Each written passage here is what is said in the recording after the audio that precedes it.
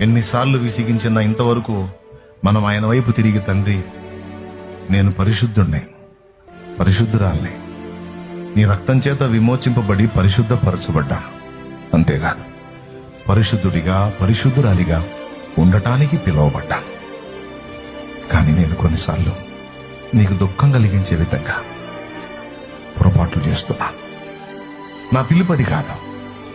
పాపంలో ఉండటం నా పిలుపు కాదు, పాపం చేయటం నా పిలుపు కాదు. అందుకోసం నేను పిలువబడలేదు. వాటిని విసర్జించి పరిశుద్ధుడిగా పరిశుద్ధురాలిగా బ్రతకడానికి పిలువబడ్డాను. ఆయన కొన్నిసార్లు దేహమును బట్టి, లోకమును బట్టి, పరిస్థితులను బట్టి కొన్నిసార్లు నేను డిస్టర్బ్ అవుతున్నాను. నన్ను క్షమించు తండ్రి. దిద్దుకోవటానికి నా వంతుగా నేను అడుగులేస్తాను, జాగ్రత్త పడతాను. నన్ను మన్నించు తండ్రి, నన్ను ఓర్చుకో తండ్రి అని నువ్వు అన్న ప్రతి